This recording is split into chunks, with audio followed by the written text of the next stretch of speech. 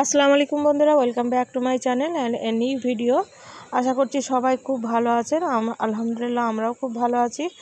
তো গরমের জন্য ফুল ব্লগ দিতে পারছি না, শ্যুট করতেও পারছি না, তার জন্যে ছোটোখাটো রান্নার ভিডিওই একটু দেখাচ্ছি। আজকে আমি খুব কমন একটা রান্না করব, এঁচোড় চিংড়ি। তার জন্য আমি কড়াইতে তেল দিয়ে নিয়েছিলাম আর এখানে পেঁয়াজ দিয়ে নিলাম। পেঁয়াজটা একটু লাল করে ভাজার পর একটু নুন হলুদ দিয়ে আমি চিংড়িটা দিয়ে নেব। চিংড়িটা এখানে একটু ভাজা ভাজা করে নেব। তো এই যে নুন হলুদ দিয়ে আমি চিংড়িটাকে ভালো করে ভেজে নিচ্ছি। চিংড়িটা ভালো করে ভাজা হয়ে গেলে বাটা মশলাটা এখানেই দিয়ে নেব। চিংড়িটা আমি তুলে নেব না, বাটা মশলাটা দিয়ে নেব। বাটা মশলার মধ্যে আমার আছে আদা রসুন আর একটুখানি জিরে, কাঁচা লঙ্কা বাটা। কাঁচা লঙ্কা আমি লাল লাল করে নিয়েছি, তাতে তরকারির গ্রেভির কালারটা খুব সুন্দর আসবে। এই যে মশলাটা ভালো মতো কষানো হয়েছে, এখানে আমি একটুখানি টমেটো দিয়ে নেব। টমেটোটা দিলে কী হয়, তরকারির টেস্টটা আমার কাছে মনে হয় একটা ব্যালেন্স টেস্ট হয়। তো এই যে টমেটো দেওয়ার পর ভালো করে টমেটোটা সেদ্ধ হওয়া পর্যন্ত মশলাটা খুব ভালো করে কষাবো। কষানো হয়ে গেলে আমি এখানে জল কষানো বলতে গেলে জলটা শুকিয়ে গেলে আর একটু আমি ফ্রেশ জল দিয়ে নেব। ফ্রেশ জল দিয়ে আমি ঢাকনা দিয়ে নিয়েছি। ঢাকনা দিয়ে মশলাটা কষালে কী হয় যে মশলার গ্রেভিটা খুব স্মুথ হয়।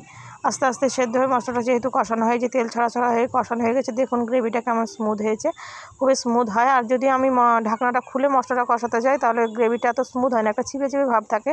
আর গ্রেভিতে চিপে চিপে ভাব থাকলে সেটা খেতে টেস্ট হয় না, ভালো লাগে না, আমার কাছে সেটাই মনে হয়। আর এই যে এখানে এঁচোড় আমি আগে থেকে কেটে হালকা একটু নুন দিয়ে আমি একটুখানি সেদ্ধ করে নিয়েছিলাম, দিয়ে জলটা ফেলে দিয়েছি।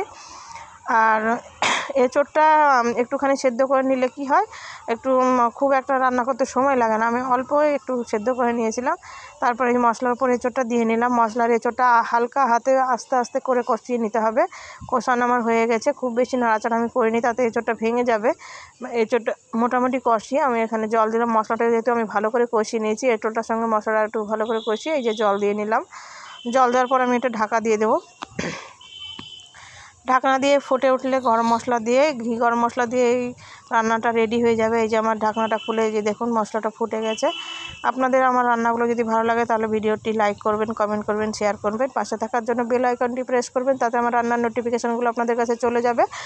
আর যারা আমার রান্নাগুলো দেখেন তাদেরকে অসংখ্য অসংখ্য ধন্যবাদ। তো এই যে আমার রান্নাটার ফাইনাল লুক আমরা খাচ্ছি, আপনারা করে খান। এই যে রান্নাটার final look. Thank you for watching my video.